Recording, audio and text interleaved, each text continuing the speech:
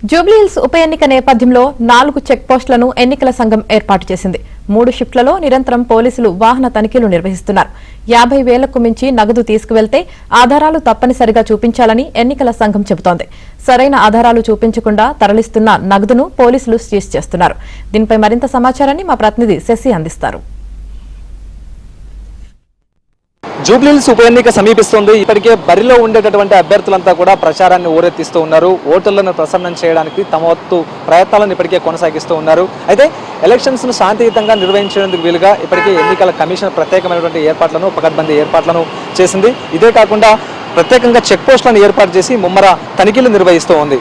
అయితే జూబ్లీహిల్స్ నియోజకవర్గం వ్యాప్తంగా 4 చోట్ల ఈ చెక్ పోస్టులను ఏర్పాటు చేసి ముమ్మరంగా వాహన తనిఖీలను చేపడుతోంది. ప్రస్తుతం ఎన్నికల కోడ్ అమల్లో ఉంది కాబట్టి అక్రమంగా నగదు ఆ తర్వాత మద్యం తరలించేటటువంటి అవకాశాలు ఉన్నటువంటి నేపథ్యంలో ఈ చెక్ పోస్టులను ఏర్పాటు చేసి ఈ చెక్ పోస్టుల వద్ద వాహన తనిఖీలను చేపడుతూ ఉన్నారు. అనుమానాస్పదంగా కనిపించేటటువంటి ప్రతి వాహనాన్ని తనిఖీ చేస్తూ ఉన్నారు. అందులో క్షుణ్ణంగా తనిఖీ చేసి అక్రమంగా ఎక్కడ నగదు తర్వాత మద్యం తరలించడం లేదు అని నిర్ధారణకు వచ్చిన తర్వాతనే ఆ వాహనాలను పంపిస్తున్నటువంటి సందర్భం కనిపిస్తుంది. ఒకసారి మనం విజువల్స్ చూడవచ్చు.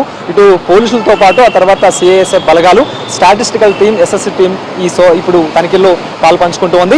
ఇప్పటికే ప్రతి చోట కూడా అంటే ఇంతకుముందు మనం చెప్పుకున్నట్టు 4 చోట్ల ఈ చెక్ పోస్టులు ఏర్పాటు చేస్తే 24 గంటల పాటు కూడా ఈ చెక్ పోస్టులు అందుబాటులో ఉంటాయి. 24 గంటల్లో 3 షిఫ్టుల్లో విధులు నిర్వహిస్తూ ఉండేటటువంటి సిబ్బంది ఈ చెక్ పోస్టుల వద్ద ముమ్మరమైనటువంటి తనిఖీలను కొనసాగిస్తూ ఉన్నారు. ఒకసారి మనం చూడొచ్చు, వెహికల్కి సంబంధించినటువంటి ప్రతి భాగాన్ని కూడా క్షుణ్ణంగా తనిఖీ చేస్తారు. అందులో ఏదైనా అనుమానాస్పదంగా కనిపిస్తే వాటిని ఆ బ్యాగులు ఏమైనా అనుమానాస్పదంగా కనిపిస్తే వాటిని ఓపెన్ చేయడం, ఆ తర్వాత ఏదైనా పార్సిల్స్ అనుమానాస్పదంగా కనిపించినా వాటిని ఓపెన్ చేసి అందులో ఏది లేదు అని నిర్ధారించుకున్న తర్వాతనే వాహనాలను ఇక్కడ నుంచి పంపిస్తున్నటువంటి సందర్భాలే కనిపిస్తూ ఉన్నాయి. ప్రస్తుతం నేను చెక్ పోస్ట్, ఇది షేర్పేట్ చెక్ పోస్ట్ అంటూ కూడా చెప్పుకోవచ్చు. ఇక్కడ కేవలం ద్విచక్ర వాహన కార్లు మాత్రమే కాదు, ద్విచక్ర వాహనాలను కూడా తనిఖీలు చేస్తూ ఉన్నారు. ద్విచక్ర వాహనానికి సంబంధించినటువంటి సీట్ కింది భాగంలో కూడా ఓపెన్ చేసి అందులో ఏదైనా సస్పెక్ట్ ఏదైనా తరలిస్తూ ఉన్నారా, లేకపోతే అందులో ఏమైనా అక్రమంగా ఏదైనా తరలించడానికి ప్రయత్నం చేస్తున్నారా అనే అంశాల గురించి కూడా ఒక క్లారిటీ వచ్చిన తర్వాతనే ఆ వాహనాలన్నింటినీ కూడా తిరిగి పంపిస్తున్నటువంటి సందర్భం కనిపిస్తోంది. అయితే చెక్ పోస్ట్ వద్ద తనిఖీలు నిర్వహిస్తున్నటువంటి సమయంలో ఏదైనా అక్రమంగా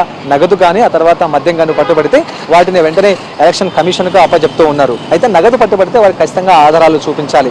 50,000కు మించి నగదును ఎన్నికల కోడ్ అమల్లో ఉన్నప్పుడు తరలించడానికి అవకాశం లేదు. ఖచ్చితంగా 50,000కు మించి నగదును తరలించాలి అంటే మాత్రం అందుకు సంబంధించినటువంటి ఆధారాలను తప్పనిసరిగా చూపించాల్సిందే. ఒకవేళ ఆధారాలు చూపించలేనటువంటి పక్షంలో ఆ మొత్తం డబ్బునంతటిని కూడా తీసుకుని వెళ్ళి ఎలక్షన్ కమిషన్కు ఇక్కడ ఉండేటటువంటి టీం అప్పచెప్తారు. అనంతరం ఎలక్షన్ కమిషన్ వద్దకు వెళ్ళి ఆధారాలు చూపించి తిరిగి ఆ డబ్బును తీసుకోవాల్సినటువంటి అవసరం అయితే ఉంటుంది. సో మొత్తానికి తనిఖీలు మాత్రం ముమ్మరంగా కొనసాగుతున్నాయంటూ కూడా చెప్పుకోవచ్చు. సో మొత్తానికి ఎలక్షన్ సమీపిస్తూ ఉంది. ఇక పోలింగ్ సమయం కూడా దగ్గర పడుతున్నటువంటి నేపథ్యంలో ఇప్పటి వరకు కూడా అభ్యర్థులంతా ఎవరికి వారు తామే గెలుపొందుతామన్న భావనలో ఉన్నారు. సో ఇలాంటి నేపథ్యంలో ఓటర్లను ప్రసన్నం చేసుకోవడానికి, వారిని ప్రభావితం చేయడానికి నగదుతో పాటు మద్యం కూడా పంపిణీ చేసేటటువంటి అవకాశాలు ఉంటాయి. కాబట్టి సో వాటిని తరలించేటటువంటి వాహనాలను గుర్తించడం, ఆ తర్వాత అక్రమ నగదును తరలించకుండా అడ్డుకోవడమే ప్రధానంగా ఈ చెక్ పోస్టుల యొక్క ముఖ్య ఉద్దేశం అంటూ కూడా చెప్పుకోవచ్చు. సో అప్పటి వరకు కూడా ఈ వాహన తనిఖీలు ముమ్మరంగా కొనసాగుతాయంటూ కూడా ప్రస్తుతం స్టాటిస్టికల్ టీంతో పాటు ఈ చెక్ పోస్టుల వద్ద విధులు నిర్వహిస్తున్నటువంటి పోలీసులు